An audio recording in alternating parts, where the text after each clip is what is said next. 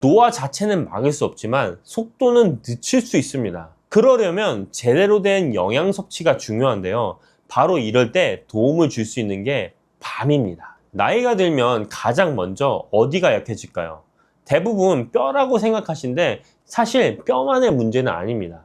아침마다 다리가 무겁고 부은 느낌 드시진 않나요? 계단 오르내릴 때 무릎에서 소리가 나거나 조금만 걸어도 금방 지치시진 않으세요? 밤이 왜 좋은지 성분별로 하나씩 짚어보겠습니다. 골다공증 예방에 밤이 좋다는 말이 괜히 나온 게 아닙니다. 요즘 무릎이나 허리가 자주 쑤시지는 않으세요? 아침마다 일어날 때 온몸이 뻣뻣하고 기운도 예전 같지 않고요. 나이 탓이겠거니 하고 넘어가기 쉬운데 사실 이런 증상들 그냥 두시면 안 됩니다. 그런데 말이죠. 어릴 적 생각해 보세요. 가을이면 어머니가 꼭 챙겨주시던 간식이 있었잖아요. 화로 위에 툭툭 소리내며 익어가던 그것. 껍질 까면서 손끝이 까맣게 물들었던 기억 다들 있으시죠? 바로 밤입니다. 그런데 이 밤이요, 그냥 추억의 간식이 아니에요. 동의보감에서는 밤을 두고 기를 북돋아주고 위와 장을 든든하게 해주며 신기를 보호한다 기록해뒀습니다. 조선시대 의학에서 이렇게 극찬한 식품이 흔치 않거든요. 더 놀라운 건 현대과학이에요. 밤에는 탄수화물, 단백질, 지방, 비타민, 무기질이 모두 들어있어서 학계에서는 5대 영양소 완전 식품이라고 부릅니다. 견과류면서 지방은 호두의 130분의 1밖에 안 되고요. 뇌 건강부터 뼈 건강, 심혈관 건강까지 한 번에 챙길 수 있다는 연구 결과도 있습니다. 오늘은 이 밤 이야기를 제대로 해보려고 합니다. 밤 하나로 골다공증을 예방할 수 있다면 믿으시겠어요? 치매 예방에도 도움이 된다면요. 오늘 저와 함께 밤에 숨겨진 효능을 하나씩 살펴볼 건데요. 어떤 성분이 우리 몸에 어떻게 좋은지, 어떻게 드셔야 효과를 제대로 보시는지, 그리고 꼭 알아두셔야 할 주의사항까지 빠짐없이 알려드리겠습니다. 특히 군밤이냐 생밤이냐에 따라 영양 성분이 완전히 달라진다는 사실 알고 계셨나요? 비타민 C만 놓고 보면 군밤에는 아예 없습니다. 열에 다 파괴되거든요. 기껏 챙겨 드신 게 헛수고가 될 수도 있어요. 함께 먹으면 좋은 음식, 피해야 할 상황까지 오늘 다 정리해 드릴 테니까 끝까지 함께 해주세요. 나이가 들면 가장 먼저 어디가 약해질까요? 대부분 뼈라고 생각하시는데 사실 뼈만의 문제는 아닙니다. 아침마다 다리가 무겁고 부은 느낌 드시진 않나요? 계단 오르내릴 때 무릎에서 소리가 나거나 조금만 걸어도 금방 지치시진 않으세요?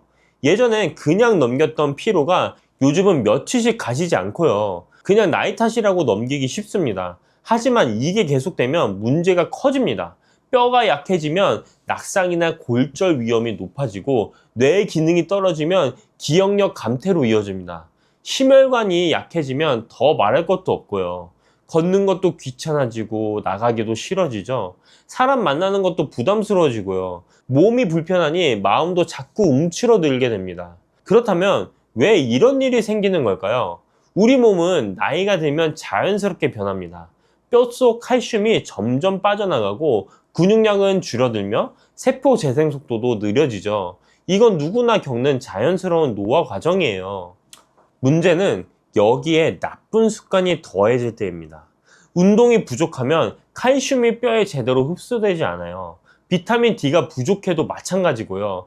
짜게 먹는 습관은 뼈에서 칼슘을 빼앗아갑니다. 커피를 많이 드시는 것도 칼슘 흡수를 방해하고요. 항산화 영양소가 부족하면 세포 노화가 빨라집니다. 우리 몸에서 자연적으로 생기는 활성산소라는 게 있는데 이게 세포를 공격해서 늙게 만들거든요. 젊을 때는 몸이 알아서 막아주는데 나이 들면 그 방어막이 약해져요. 70세부터는 언어 능력, 학습 능력, 단기 기억력이 서서히 저하되기 시작한다는 연구 결과도 있습니다. 노화 자체는 막을 수 없지만 속도는 늦출 수 있습니다. 그러려면 제대로 된 영양 섭취가 중요한데요. 바로 이럴 때 도움을 줄 수 있는 게 밤입니다. 밤이 왜 좋은지 성분별로 하나씩 짚어보겠습니다. 첫 번째는요, 뼈 건강입니다. 밤 100g에는 칼슘이 19에서 34mg, 마그네슘이 30에서 36mg이 들어있습니다. 여기에 인이 200mg 이상, 망간은 하루 충분량의 127%나 됩니다. 이 네 가지 미네랄이 함께 작용하면서 뼈를 튼튼하게 만들어줘요. 특히 망간은 뼈 형성에 직접 관여하는 중요한 미네랄인데 밤 100g만 먹어도 하루의 필요량을 넘게 채울 수 있습니다. 골다공증 예방에 밤이 좋다는 말이 괜히 나온 게 아닙니다. 두 번째는 뇌 건강입니다. 밤에는 비타민 B1이 쌀의 4배에서 8배나 들어있습니다. 비타민 B1은 피로해소 비타민으로도 불리는데 뇌 기능과 신경계 건강에 필수적인 영양소예요. 이게 부족하면 기억력이 떨어지고 심하면 베르니케 뇌병증까지 갈 수 있습니다. 엽산도 하루 권장량의 27%가 들어있어요. 엽산은 뇌 활성에 중요한 역할을 합니다. 여기에 폴리페놀이라는 항산화 성분은 혈액과 뇌 장벽을 통과해서 뇌를 직접 보호합니다. 알츠하이머병 발병을 늦추는 효과가 있다는 연구 결과도 있습니다. 세 번째, 심혈관 건강입니다. 밤에 들어있는 갈산과 엘라그라산이라는 성분이 있는데요. 연구에 따르면 이 성분들이 심장병 위험을 27%, 뇌졸중 위험을 24% 감소시킨다고 합니다. 오메가3와 오메가6 지방산도 들어있어서 중성지방과 콜레스테롤 수치를 낮추고 동맥경화를 예방하는 데 도움을 줍니다. BMC 메디슨에 발표한 세 번째 명대상 연구에서도 폴리페놀이 풍부한 식단을 먹은 그룹이 심혈관 질환 위험이 유의미하게 낮았다고 나와 있어요. 네 번째, 면역력 강화입니다. 생밤 100g에는 비타민 C가 최대 40mg까지 들어있습니다. 생밤 10개 정도면 하루 비타민 C 필요량을 채울 수 있어요. 비타민 C는 면역력 강화에 필수적인 영양소인데요. 여기에 비타민 B6도 하루 권장량의 33%가 들어있어서 세균과 바이러스로부터 몸을 보호하는 데 도움을 줍니다. 다섯 번째, 소화 건강입니다. 밤은 다른 견과류와 달리 지방 함량이 0.5g 밖에 안 됩니다. 호두가 65g, 아몬드가 50g인 것과 비교하면 압도적으로 낮죠. 그래서 위장이 약한 분들도 부담 없이 드실 수 있습니다. 동의보감에서도 배탈이나 설사가 있을 때 군밤을 천천히 씹어 먹으면 효험이 있다고 기록해뒀습니다. 밤이 천연지사제 역할을 하는 거예요. 여섯 번째로 피로회복입니다. 비타민 B1이 풍부해서 에너지 생성을 촉진하고 근육에 젖산이 쌓이는 것을 막아줍니다. 쉽게 지치시는 분들에게 밤이 좋은 이유가 여기에 있어요. 이 정도면 밤이 왜 완전 영양식품이라고 불리는지 이해가 되시나요? 그런데 이런 효과를 제대로 보려면 어떻게 드시느냐가 중요합니다. 이 밤을 어떻게 드셔야 효과를 제대로 보실 수 있는지 알려드릴게요. 먼저 조리법에 따른 차이를 아셔야 합니다. 비타민 C 섭취가 목적이라면 생밤이나 삶은 밤을 드세요. 군밤은 높은 열로 굽는 과정에서 비타민 C가 전부 파괴됩니다. 반면 삶은 밤은 비타민 C가 그대로 보존돼요. 그런데 군밤이 나쁜 건 아닙니다. 군밤은 단맛이 56% 더 강해지고 오메가3는 33%, 식이섬유는 38%나 더 많아져요. 목적에 따라 선택하시면 됩니다. 본초 강목에서는 밥 먹는 방법에 대해 이렇게 기록했어요. 생으로 먹는 게 가장 좋고 그 다음이 구워서 먹는 것, 그 다음이 익혀 먹는 것, 찌는 건 가장 덜 좋다고요. 구울 때는 속까지 완전히 익히지 말고 절반 정도만 익혀야 좋다고 했습니다. 섭취량은 하루 5개에서 6개가 적당합니다. 옛 속담에 밤 3톨만 먹으면 보약이 따로 없다는 말이 있을 정도예요. 소량으로도 충분한 효과를 볼 수 있으니까 욕심내지 마시고 적당히 드세요. 섭취 타이밍도 중요합니다. 아침이나 점심 때 드시는 게 좋아요. 저녁 늦게 드시면 소화에 부담이 갈 수 있거든요. 공복보다는 식후에 간식처럼 드시는 걸 추천드립니다. 함께 먹으면 좋은 음식도 있습니다. 단백질이 필요하시면 두부와 함께 드시고요. 밤밥을 지을 때 두부요리를 곁들이면 영양 균형이 좋아집니다. 시금치나 미역 같은 철분이 풍부한 음식과 함께 드시면 빈혈 예방에도 도움이 되고요. 보관법도 알아두시면 좋습니다. 생밤은 냉장 보관하시고 가급적 빨리 드시는 게 좋습니다. 오래 두면 벌레가 생기거나 맛이 변할 수 있거든요. 장기 보관하시려면 삶아서 냉동하시면 됩니다.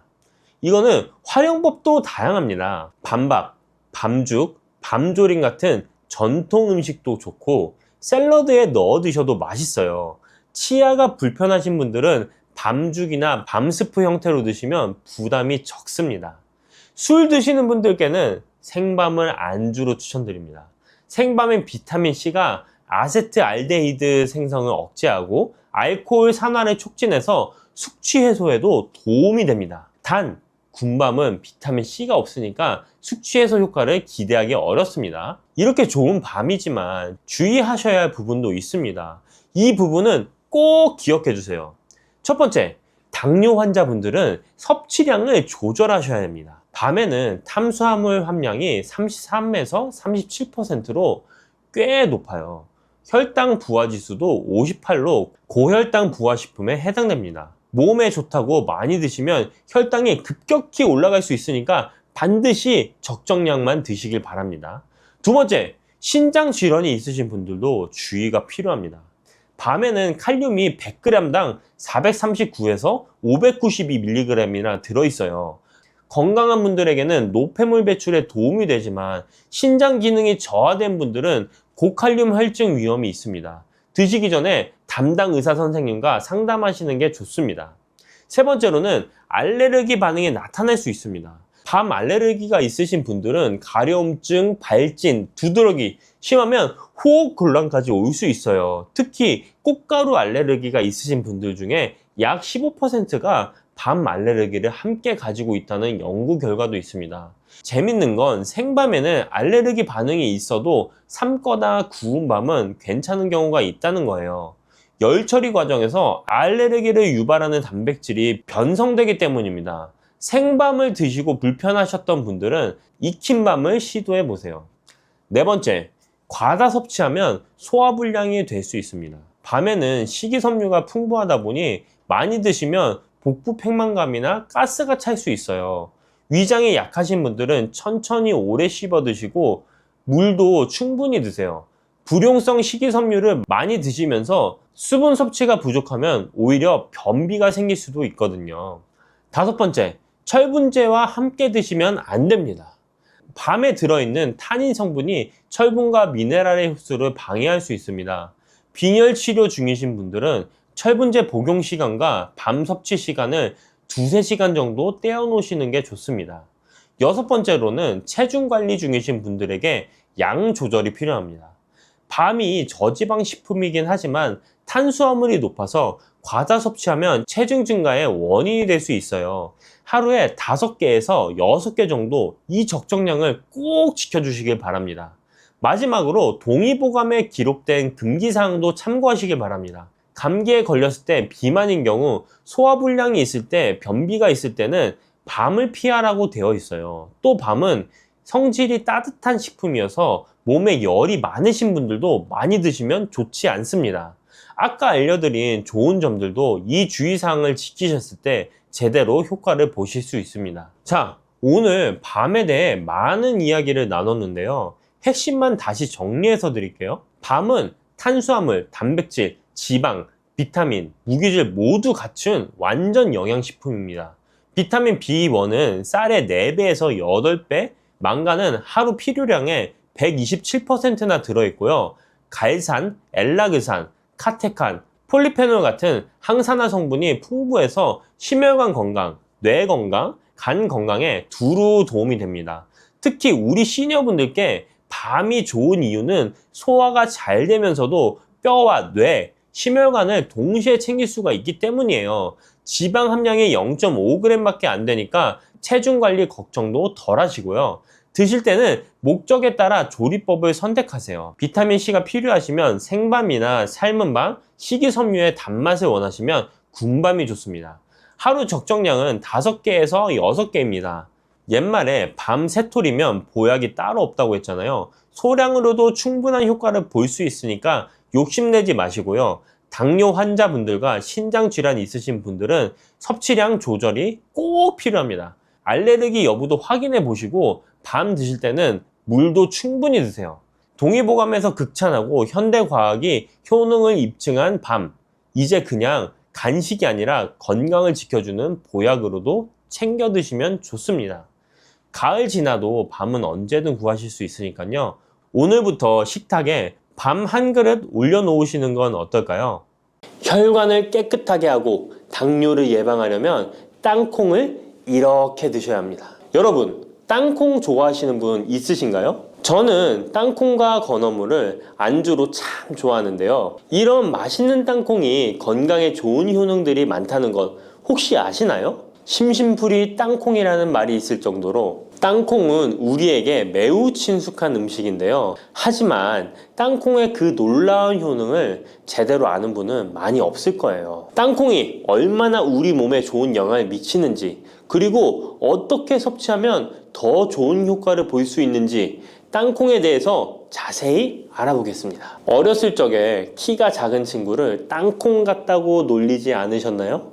작은 땅콩 한 알에는 단백질, 지방, 탄수화물, 식이섬유는 물론 비타민 E, B군, 칼륨, 마그네슘, 철분, 폴리페놀, 폴라보노이드, 레스베라트롤 등 여러 가지 몸에 좋은 영양소가 매우 풍부하게 들어있는데요. 이렇게 영양이 풍부하고 맛도 고소한 땅콩의 놀라운 효능 7가지 바로 소개해 드릴게요. 땅콩의 놀라운 효능 첫 번째는 심혈관 질환 개선입니다. 미국 심장학회에서 땅콩을 추천 음식으로 소개한 것 알고 계신가요? 땅콩의 크기는 작지만 땅콩 안에 들어있는 영양소는 결코 작지 않습니다. 땅콩은 불포화 지방산을 많이 함유하고 있고, 특히 땅콩에 함유된 모노불포화 지방산과 다불포화 지방산은 나쁜 콜레스테롤인 LDL 수치를 낮추고 좋은 콜레스테롤인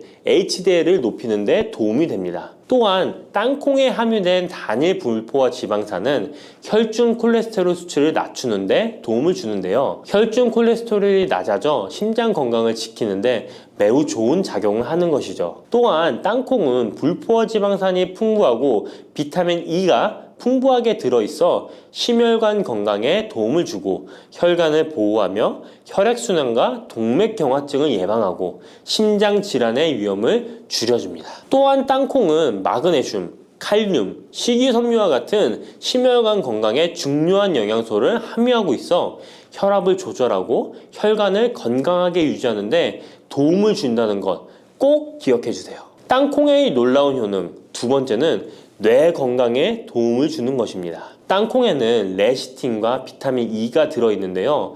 이 성분들은 뇌세포를 보호하고 뇌 건강을 유지하는 데 중요한 역할을 합니다. 특히 땅콩은 기억력과 집중력 향상에 도움이 될 수 있어 중년과 노년층에게 매우 유익한 음식이라는 것 아시나요? 땅콩이 함유된 비타민 E, 폴리페놀, 특히 레스베라트롤 등 강력한 항산화 성분은 뇌 건강에 도움을 줍니다. 이러한 항산화 성분은 뇌에서 발생할 수 있는 산화 스트레스를 줄여주며 이는 신경세포를 보호하고 뇌 기능을 향상시키는 기능도 해준답니다. 또한 땅콩은 불포화 지방산, 특히 오메가3 지방산을 포함하고 있어 뇌 기능을 개선하고 치매와 같은 뇌 질환을 예방할 수도 있는데요. 특히 불포화 지방산은 뇌세포의 구성 성분으로 중요한 역할을 하며 뇌신경 전도 속도를 높여 기억력과 학습 능력을 향상시킬 수 있습니다. 땅콩의 효능 정말 놀랍지 않나요? 아직 놀라기는 이른데요. 땅콩의 효능 세 번째는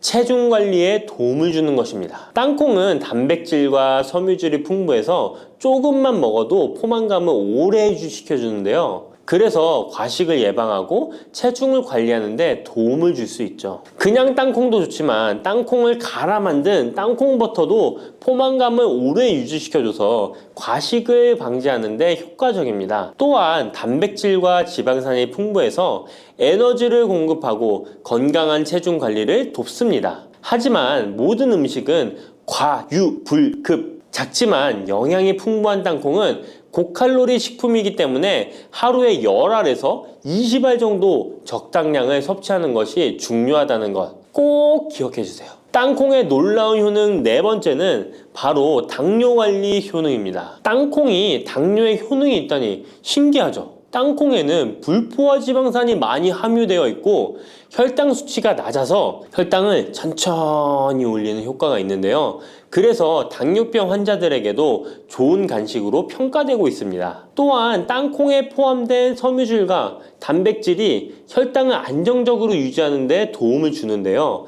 땅콩에 포함된 식이섬유 또한 혈당의 흡수를 늦추고 혈당 수치를 안정적으로 유지하는 데 도움을 준다는 것입니다. 뿐만 아니라 땅콩의 마그네슘과 비타민 B9는 인슐린 감수성을 향상시키는 데 도움을 주고 이로 인해 땅콩은 당뇨병 예방 및 혈당 관리에 탁월한 식품으로 평가되고 있죠.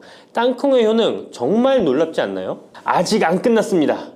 땅콩의 효능 5번째는 피부 건강에 도움을 주는 것입니다. 땅콩에 들어있는 비타민 E와 항산화 물질이 피부를 건강하게 유지하는 데 좋은 영향을 주는데요. 땅콩에 들어있는 비타민 E는 강력한 항산화제로 피부 세포를 자유 라디칼로부터 보호하고 피부 노화를 지연시키는 데 좋은 영향을 줍니다. 이 성분은 피부의 탄력을 유지하고 주름을 예방하는 데 효과적이며 피부 노화를 방지하고 염증을 줄이며 피부를 매끄럽고 촉촉하게 만들어줍니다. 그래서 땅콩은 아름다운 피부를 위한 좋은 식품이죠. 그리고 땅콩에 포함된 불포화 지방산, 특히 올레산과 리놀렌산은 피부의 수분 유지를 도와 피부가 건조해지지 않도록 하며 염증을 줄여 피부 트러블을 완화하는 데 도움을 줄 수 있습니다. 뿐만 아니라 땅콩에는 아연이 포함되어 있어 피부 회복에 중요한 역할을 합니다. 땅콩에 함유되어 있는 아연은 상처 치유를 돕고 여드름과 같은 피부 문제를 개선하는 데 놀라운 효능도 있습니다. 땅콩의 효능 6번째는 소화 건강에 도움을 주는 것입니다. 땅콩에는 식이섬유가 풍부해 소화 시스템에 좋은 영향을 주는데요. 식이섬유는 장의 움직임을 촉진시켜 변비를 예방하고 장내에 유익한 미생물의 활동을 도와줘서 장 건강에 매우 좋은 환경을 만들어줍니다. 또한 땅콩에 포함된 불용성 섬유는 특히 장을 자극해 배변을 원활하게 하고 장의 건강을 유지하는 데 중요한 역할을 하는데요. 이 섬유는 장에서 물을 흡수하여 변을 부드럽게 만들어줍니다. 땅콩의 놀라운 효능 7번째는 좋은 단백질과 건강한 지방 섭취에 좋은 공급원입니다. 땅콩은 고기나 다른 동물성 단백질에 비해 지방이 적고 채식주의자나 비건이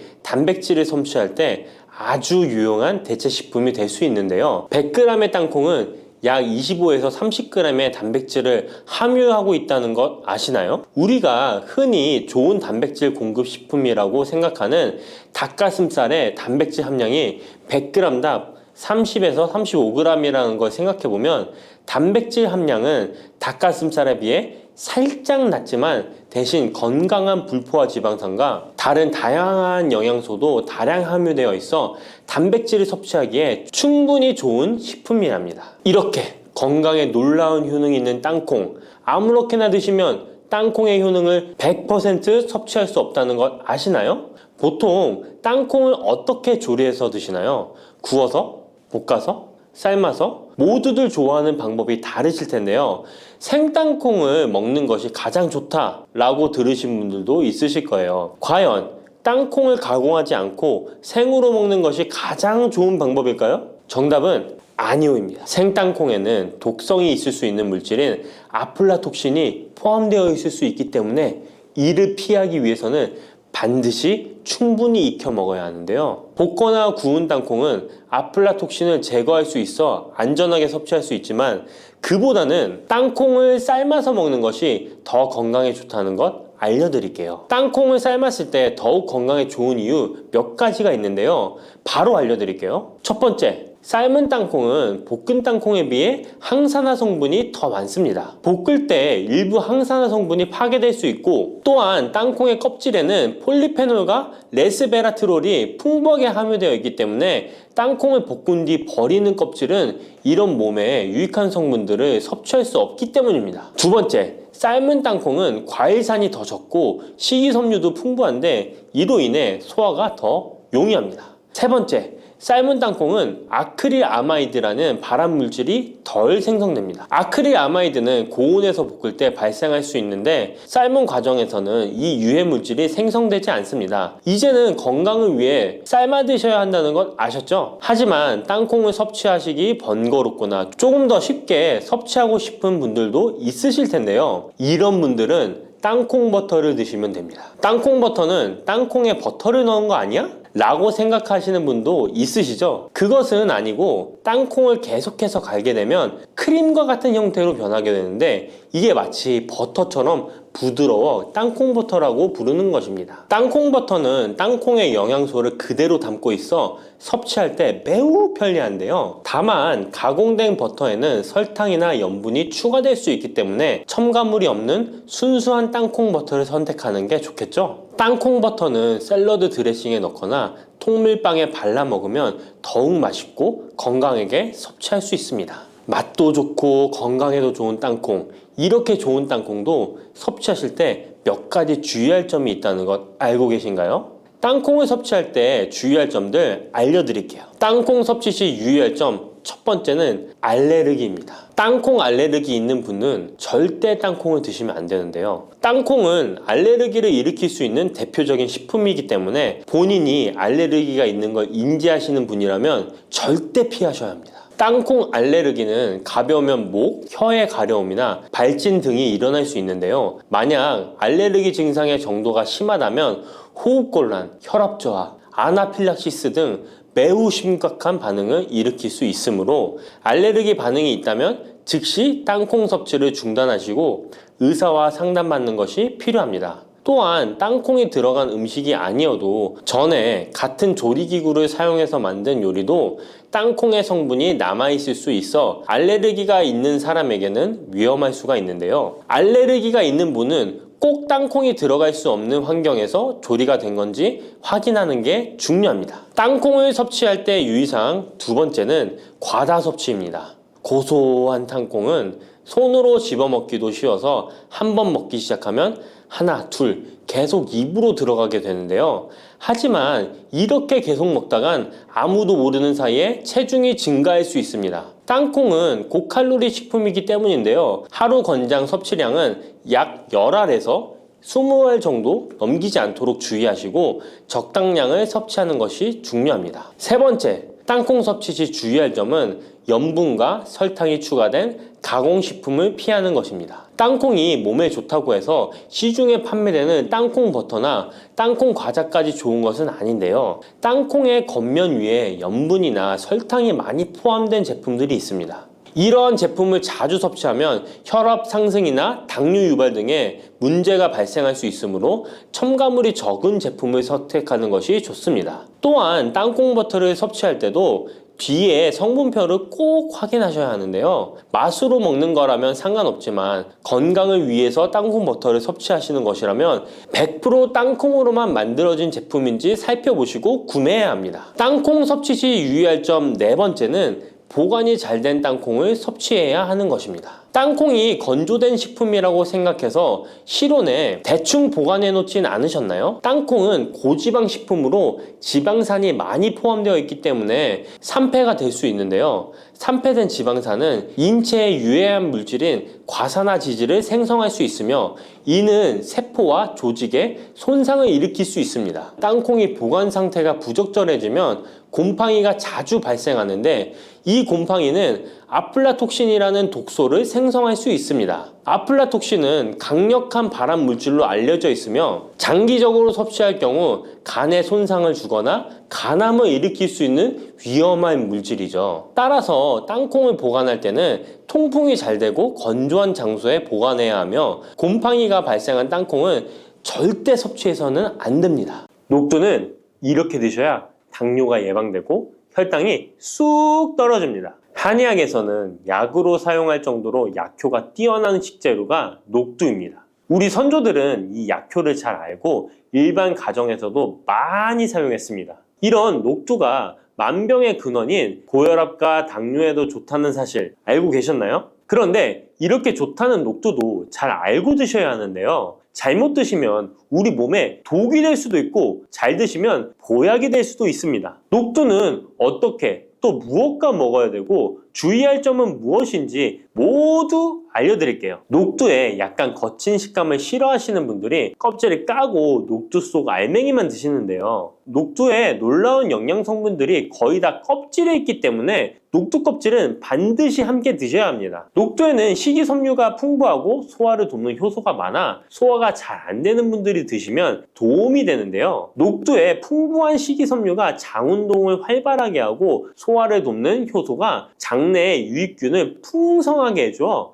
장 건강을 개선해 줄 수 있습니다. 우리 선조들은 기억력이 많이 약해진 환자에게 녹두죽을 먹여 몸을 회복시켜 주었는데요. 그만큼 몸이 약해진 환자들의 몸에도 흡수가 잘 될 만큼 녹두가 우리 몸에 좋다는 것이죠. 놀랍게도 녹두에는 마그네슘, 칼슘과 같은 미네랄 성분들도 풍부한데요. 이 풍부한 칼슘은 골다공증을 예방하고 뼈를 튼튼하게 하는 효과가 있습니다. 칼슘이 뼈를 이루는 주성분인 것은 잘 알고 계시죠? 마그네슘은 이런 필수 미네랄인 칼슘의 흡수를 도와주기 때문에 녹두가 뼈 건강에도 놀라운 효능을 발휘할 수 있는 것입니다. 그런데 녹두는 성질이 차기 때문에 몸이 찬 분들은 주의해서 드시는 게 좋은데요. 이 때문에 녹두의 껍질을 벗기고 드시는 분들이 있습니다. 하지만 마늘과 함께 드신다면 몸이 찬 분들도 조금 더 편안하게 녹두를 드실 수 있습니다. 마늘의 따뜻한 성질이 녹두의 찬 성질을 중화시켜주기 때문이죠. 이뿐만 아니라 마늘이 대표적인 항암식품인 사실은 알고 계시잖아요. 마늘에는 S알리시스테인과 알리신이라는 성분이 풍부해서 암세포를 억제하고 사면시켜주는 효능이 있습니다. 또한 강력한 항산화 성분인 폴리페놀이 많이 들어있어서 나쁜 콜레스테롤의 성장을 막아 혈관을 깨끗하게 만들어주기 때문에 심혈관 질환에 매우 탁월하답니다. 이뿐만 아니라 체내 지방의 대사를 촉진하여 지방 분해를 통해 체지방을 제거하고 비만을 예방하는 효능까지 있는 놀라운 식품이죠. 그래서 마늘을 녹두와 함께 드시면 시너지 효과가 있기 때문에 우리 몸에 보약이 될 수 있습니다. 마늘과 녹두를 함께 먹을 수 있는 가장 간단한 방법은 마늘 녹두밥을 지어 먹으면 되는데요. 녹두를 물에 충분히 불려서 밥을 하시면 녹두 껍질의 거친 식감을 완화시켜 편하게 드실 수 있습니다. 그리고 우리가 녹두하면 생각나는 대표적인 음식이 녹두 빈대떡이 있는데요. 맛있는 녹두 빈대떡에 돼지고기를 갈아서 함께 부쳐 먹기도 하죠.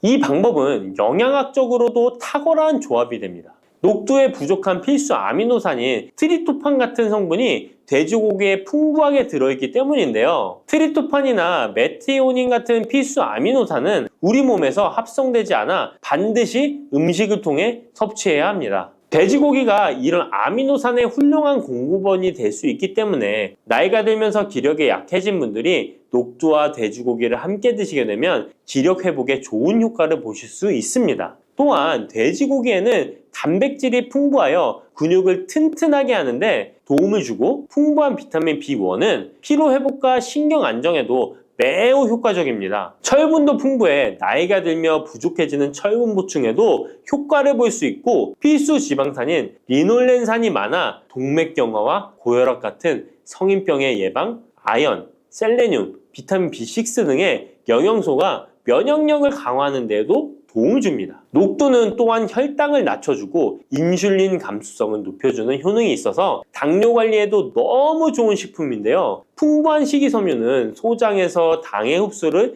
지연시켜주고 다양한 미네랄과 비타민이 당뇨로 인한 합병증을 예방하는 데에도 좋은 효능이 있습니다. 이때 팥과 함께 드시면 이런 효과들이 매우 높아집니다. 팥은 강력한 항산화 성분인 안토시아닌이 풍부해서 혈관의 활성산소를 제거해주고 혈관세포의 손상을 예방해줘서 혈관을 깨끗하고 건강하게 해줄 수 있습니다. 2014년에 발표된 한 연구에서 팥을 섭취하는 것이 2형 당뇨병 환자의 혈당 수치와 인슐린 저항성을 개선하는 데 도움이 되는 것으로 보고됐습니다. 이 연구에서는 4주 동안 매일 팥을 섭취한 결과 당뇨 환자들의 공복 혈당 수치가 평균 19.5% 감소하였고 인슐린 저항성이 감소하는 결과를 볼 수 있었습니다. 또한 팥은 쌀의 10배 이상, 바나나의 4배 이상의 많은 칼륨을 함유하고 있는데요. 칼륨은 몸 안에 나트륨을 배출하고 당뇨 환자의 신장 기능을 강화시켜주며 혈압 상승을 억제해주는 효능이 있습니다. 팥은 한의원에서 다이어트를 위한 처방을 할 때도 사용되는데 팥의 풍부한 칼륨은 이뇨작용을 통해 부종을 줄여줄 수 있기 때문에 지방이 몸에 축적이 잘 되어 살이 찌는 사람에게 효과적입니다. 특히 쉽게 붓고 살이 찌는 분들에게 더욱 효과가 좋은데요. 한 실험에서 실험쥐에 팥 추출물을 먹였더니 체지방 함량이 30% 이상 줄었고 몸무게도 37%나 감소한 결과를 발표하기도 했습니다. 자, 이렇게 녹두와 함께 복용하면 좋은 식품들을 알아보았는데요. 그렇다면 녹두를 복용할 때 주의할 점은 어떤 것이 있는지도 한번 살펴보겠습니다. 첫 번째는 녹두의 차가운 성질인데요. 녹두의 차가운 성질은 우리 몸의 열을 낮춰주고 스트레스를 해소하는 효과가 있습니다. 또한 염증 완화를 시키고 통증을 줄이는 데도 도움이 되는데요. 그래서 녹두로 속을 채운 베개를 쓰면 두통이 완화되기도 합니다. 다만 이런 찬 효능 때문에 녹두를 드실 때 주의하셔야 하는데요. 평소 몸이 찬 분들이 녹두를 많이 드시게 되면 오히려 몸에 해가 될 수 있습니다. 위나 장이 차가워지면 소화력이 떨어지고 복통이나 변비, 설사가 나타날 수 있습니다. 이런 분들이 녹두를 드시려면 앞에서 알려드린 대로 마늘과 함께 드셔보시기 바랍니다. 그리고 두 번째 주의할 점은 바로 녹두의 강력한 해독작용입니다. 녹두의 해독작용은 우리 몸의 중요한 장기 중 하나인 간에 많은 도움을 주는데요. 간은 우리 몸의 독소를 해독하는 역할을 맡고 있는데 녹두가 이런 간의 해독 기능을 도와주게 됩니다. 녹두의 풍부한 단백질과 펩타이드는 간 해독작용에 필요한 글루타치온의 원료를 공급해주며 체내의 중금속과 독성물질과 결합하여 몸 밖으로 내보내는 역할을 하게 됩니다. 특히 중금속 해독 연구에서는 납, 카드뮴 등의 흡수를 억제하거나 배출을 도와서 독성 완화 효과를 보여주기도 했습니다. 하지만 이런 효과가 우리가 보약을 복용하는 경우에는 상극이 될 수 있습니다. 보약의 효과가 녹두의 해독작용 때문에 많이 사라져버릴 수 있기 때문입니다. 그래서 한의원에서 한약을 지으면 녹두나 숙주나물을 먹지 말라고 얘기하는 겁니다. 이런 녹두의 해독작용은 녹두의 껍질에 있는 성분 때문에 나타나게 되는데요. 따라서 껍질을 제거하고 만든 요리나 녹두 전분으로 만든 청포묵, 녹두당면을 드시면 녹두의 해독작용은 누릴 수가 없습니다. 물론 녹두 껍질을 제거해도 알맹이에 영양 성분들이 풍부한데요. 해독작용이 필요한 경우에는 껍질을 제거하지 않고 복용하시는 게 좋습니다. 세 번째로 복용 시에 주의할 점은 녹두의 풍부한 칼륨입니다. 앞에서 얘기했던 것처럼 칼륨은 나트륨을 배출해주며 당뇨와 고혈압에 도움이 되지만 신장이 약하신 분들에게는 간혹 독이 될 수 있습니다. 신장이 약하신 분들이 녹두를 필요 이상 많이 드시게 되면 칼륨 배출이 제대로 안 되면서 몸에 칼륨이 쌓여서 고칼륨 혈증이 발생할 수 있습니다. 그렇게 되면 근육 약화나 부정맥, 심장 질환 등의 증상이 발생할 수 있으니까 신장이 약하신 분들은 과도하게 많이 드시지 않는 게 좋습니다. 팥을 이렇게 드시면 당뇨 사라지고 뱃살 쏙 빠져요. 여러분, 겨울에 동지가 되면 우리가 무엇을 먹나요?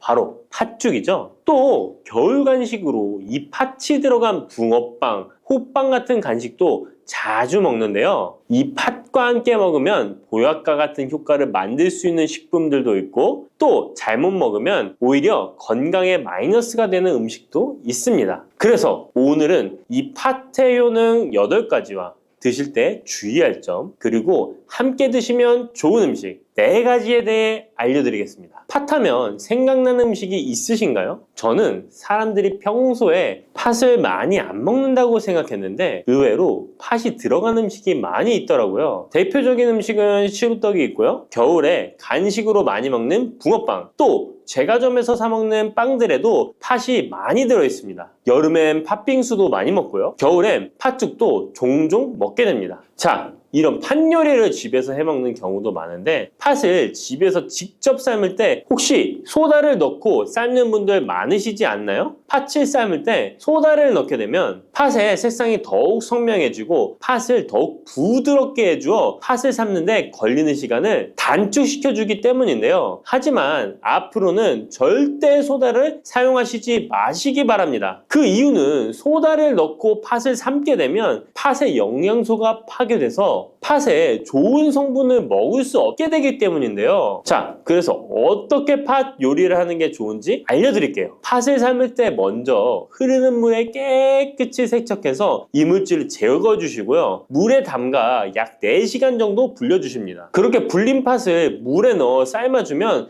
붉은색의 팥 삶은 물이 생기잖아요. 바로 이 팥을 삶은 물이 건강에 정말 좋다는 사실 알고 계셨나요? 그 이유는 팥에 들어있는 사포닌이라는 성분 때문입니다. 간혹 팥 삶은 첫물에는 팥에 독소가 있어서 버려야 한다는 분들이 계신데요. 이는 잘못된 정보입니다. 왜냐하면 팥 삶은 첫물에 사포닌 성분이 가장 많이 들어있기 때문에 이걸 버리지 마시고 따로 담가 두었다가 하루에 한두 잔씩 차로 드시면 좋습니다. 자, 그럼 이제 팥의 구체적인 효능에 대해 말씀드릴 건데 첫 번째는 혈관 건강에 많은 도움이 된다는 것입니다. 앞에 말씀드린 팥물은 혈관 청소부라는 별명이 있을 정도로 혈관을 깨끗하게 해주는 효능이 있습니다. 그 이유는 팥에 함유된 강력한 항산화 성분인 안토시아닌이 혈관 내 활성산소를 제거해줘서 혈관 세포 손상을 예방해주기 때문입니다. 또한 안토시아닌은 혈관 내의 염증을 줄여줘서 염증성 질환에도 좋은 효과가 있고요. 나쁜 콜레스테롤 수치를 줄여주는 효과가 있어서 고지혈증을 예방하며 심장 질환의 위험도 줄이는데 큰 도움을 줄 수 있습니다. 이뿐 아니라 조선시대 기록에 보면 이 팥물로 세안을 했다는 기록이 있는데요. 팥물로 세안을 하면 피부의 노폐물을 제거하는 데 좋고 피부를 맑고 건강하게 해준다고 합니다. 비누가 없던 시절에 피부 건강을 위해 사용했던 선조들의 지혜가 정말 놀랍지 않나요? 당뇨병의 개선에 도움을 준다는 것입니다. 2014년에 발표된 한 연구에서 팥을 섭취하는 것이 2형 당뇨병 환자의 혈당 수치와 인슐린 저항성을 개선하는데 도움이 되는 것으로 보고가 됐습니다. 이 연구에서는 4주 동안 매일 팥을 섭취한 결과 당뇨 환자들의 공복 혈당 수치가 무려 평균 19.5% 감소하였고 인슐린 저항성 또한 줄어든 것으로 나타나서 당뇨가 있거나 당뇨 예방이 필요하신 분들은 꼭 팥을 꾸준히 드셔보시기 권해드립니다. 세 번째 팥의 효능은 몸의 부종을 제거하고 다이어트에 도움을 주는 것입니다. TV에서 연예인들이 이 팥으로 다이어트를 해서 효과를 봤다고 했던 적도 있었고요. 한의학 책 중에 본초 강목에 보면 팥을 오랫동안 먹으면 여위고 마르기 때문에 살찐 사람이 먹는 것이 좋다라는 내용이 나옵니다. 그래서 한의원에서 다이어트 처방을 할 때도 팥을 쓰는 경우가 많이 있는데요. 그 이유는 바로 팥에 들어있는 칼륨 때문입니다. 팥에는 쌀의 10배 이상, 바나나에 약 4배 이상의 칼륨이 들어있는데요. 이 칼륨이 몸 안에 나트륨 배출을 도와서 당뇨 환자들의 신장 부담을 줄여주고 혈압 상승을 억제해주는 효능이 있고요. 또한 이뇨작용이 있어서 이를 통해 부종을 줄여줄 수가 있습니다. 그래서 우리가 보통 물살이라고 부르는 잘 부으면서 살이 찌는 분들은 다이어트에 이 팥을 이용하시면 효과를 볼 수가 있습니다. 그래서 그에 대한 연구 결과도 있었는데요. 실험주에 팥 추출물을 먹였더니 근육 손실 없이 체지방 함량이 30% 이상 줄었고 몸무게도 37%나 감소했다고 합니다. 사람과 똑같을 수는 없지만 분명히 팥이 체중 감량에 도움이 된다는 결과라고 볼 수가 있습니다. 네 번째, 팥의 효능은 변비를 개선하는 데 도움을 주는 겁니다. 팥에는 사포닌뿐 아니라 많은 식이섬유가 들어있기 때문인데요. 사과에 비해서 약 10배나 많은 식이섬유가 들어있습니다. 그래서 팥을 섭취하게 되면 이 식이섬유가 장 운동을 활발히 하고 대변을 부드럽게 만들어 배변을 원활하게 해줄 수 있고요. 또한 이 식이섬유는 장에 있는 유익균들에게 풍부한 먹이를 제공해주기 때문에 장내 유익균의 증식에도 직접적으로 효과를 줍니다. 이를 통해서 장의 전반적인 환경을 좋게 바꿔줄 수가 있고 이것은 몸의 면역력 향상과도 연결되어 있기 때문에 우리가 프로바이오틱스를 복용할 때도 팥을 함께 드셔보면 그 효과가 커지는 것을 느끼실 수가 있을 겁니다. 5번째 팥의 효능은 탈모 예방에 도움을 준다는 것입니다. 나이가 들면서 머리숱이 점점 없어져 고민하시는 분들 정말 많은데요. 팥과 함께 천연 탈모약이라 불리는 수수를 함께 드신다면 탈모 예방에 큰 도움을 받을 수 있습니다. 그 이유는 바로 팥과 수수에 들어있는 비오틴이라는 성분 때문인데요. 이 비오틴은 모발의 모공에서 자라는 단계부터 필요하고 손상된 머릿결이 재생되는 데까지 관여하는 정말 중요한 성분입니다. 건강한 머릿결을 만드는데 꼭 필요한 성분이라고 할 수 있습니다. 비오틴이 몸속에서 부족한 현상이 나타나면 머리카락이 얇아지면서 많이 빠지게 되고 또한 두피가 건조해지고 가려움증이 생기면서 탈모를 가속화할 수 있습니다. 그런데 팥에는 이 비오틴뿐 아니라 모발 성장에 도움이 되는 아미노산이 풍부하고 수수에는 미네랄 성분이 풍부하여 머리카락을 건강하게 유지하는데 직접적으로 도움을 주게 되고요. 또한 팥과 수수에 함유된 항산화 물질들이 머릿결을 상하게 하는 자유 라디칼 성분을 중화해 주어 머리카락 건강에 큰 도움을 주는 것입니다. 6번째 팥의 효능은 우리나라 사람에 꼭 필요한 탄수화물 소화를 돕는다는 것입니다. 이는 팥에 함유되어 있는 비타민 B의 역할 때문인데요. 비타민 B는 탄수화물, 단백질, 지방을 에너지로 변환하여 우리 몸을 충전해주는 역할을 합니다. 또한 신경 전달 물질인 뉴로트랜스미터의 합성에 관여해 뇌신경을 건강하게 하는 데에도 도움을 줍니다. 팥을 잘 섭취하면 뇌를 건강하게 해주어 치매 예방에도 도움이 되는 것입니다. 자, 앞에서 팥과 함께 먹으면 좋은 음식이 수수가 나왔는데요. 하나 더 말씀드릴게요. 바로 호박입니다. 호박은 기본적으로 여러 영양성분이 풍부하지만 호박에는 비타민 B가 없어서 호박과 팥을 함께 드시면 서로의 부족한 부분을 채워줄 수가 있고요. 또한 호박에도 소화 기능을 개선해주는 기능이 있어서 팥과 함께 드시면 시너지 효과가 있고요. 그리고 팥처럼 호박에도 이뇨작용이 있는데요. 팥과 호박의 이뇨작용은 과정이 약간 다릅니다. 팥은 몸속의 부종, 노폐물과 독소를 빨아들여서 배출하는 이뇨작용을 하는 것이고요. 호박은 신장에서 만들어지는 호르몬의 분비를 억제하여 이뇨작용을 촉진하게 되는데 이렇게 되면 신장에 과다하게 축적되는 수분을 배출하는 역할을 해줄 수가 있어서 더 도움이 될 수 있습니다. 7번째 팥의 효능은 빈혈을 개선하는 데 도움을 주는 것입니다. 보통 우리 몸에 철분이 부족해지면 빈혈 증상이 나타나죠. 빈혈로 인해 어지러움, 두통, 체력 저하 등의 증상이 나타나게 되는데 팥에는 앞에서 얘기한 단백질, 식이섬유, 칼륨, 비타민, 비오틴뿐만 아니라 바로 칼슘과 철분 또한 풍부합니다. 팥에 함유된 철분의 함량이 우유의 약 100배나 된다는 사실 알고 계셨나요? 그래서 팥을 드시면 철분 부족으로 인한 빈혈을 개선하는데 도움이 되기 때문에 빈혈이 있으신 분들은 꼭 기억하시면 좋겠습니다. 8번째 팥의 효능은 스트레스를 줄여주는데 도움을 준다는 것입니다. 팥에 함유된 비타민 B가 신경계를 안정화시켜주는 효과가 있어서 스트레스로 오는 증상들을 줄여줄 수가 있고요. 또 팥에는 마그네슘의 함량도 높은데요. 마그네슘 또한 신체의 스트레스 반응을 조절하는 데 중요한 역할을 합니다. 팥 속에 들어있는 마그네슘을 통해서 스트레스로부터 몸이 회복되는 데 도움을 받을 수가 있습니다. 그리고 팥에는 복합 탄수화물도 풍부한데요. 복합 탄수화물은 천천히 소화되어 급격한 혈당 상승을 방지하고 일정한 에너지 공급을 유지하는 데 도움이 됩니다. 이는 스트레스 상황에서도 안정적인 에너지 공급을 유지할 수 있게 해줘서 스트레스를 관리하는 데 도움이 될 수 있습니다. 이렇게 좋은 팥도 드실 때 주의사항이 있는데요. 과하게 많이 드시면 이뇨작용 때문에 몸에 무리를 줄 수 있는데요. 이를 방지할 수 있는 방법이 있습니다. 바로 찹쌀과 함께 드시는 겁니다. 팥죽을 끓일 때 찹쌀을 넣어 함께 죽을 만드는 경우도 있고 쫄깃쫄깃한 찹쌀로 경단, 새알을 만들어 넣어 먹는 경우도 있죠. 선조들의 지혜가 정말 놀라운데요. 이렇게 찹쌀과 팥을 함께 드시면 팥 때문에 몸 안에 수분이 과하게 빠져나가는 것을 찹쌀이 막아줘서 문제가 생기지 않게 해주는 것입니다. 그리고 다른 주의사항은 팥의 찬 성질인데요. 그래서 장이 좋지 않은 분들이 팥물을 많이 드시게 되면 소화불량, 복부팽만, 복부 통증을 일으킬 수 있으니까 주의하셔서 조금씩 드셔보시는 게 좋고요. 만약에 이런 점이 불편한 경우에는 생강과 함께 드시면 드시면 그 불편함을 줄일 수가 있습니다. 생강의 따뜻한 기운이 팥의 차가운 기운을 중화시켜줘서 장에 무리를 덜 주게 되고요. 그리고 팥에는 항암 효과가 뛰어난 안토시아닌이 풍부한데 생강에도 생강의 매운맛을 내는 진저롤과 쇼가올 성분이 몸속의 발암물질을 제거해주는 효과가 있어서 함께 드시면 상승 효과를 볼 수가 있습니다. 그리고 이때 생강을 쪄서 말려서 드시면 이런 효과가 약 10배 정도 증가된다고 하니까 꼭 기억하시면 좋겠습니다.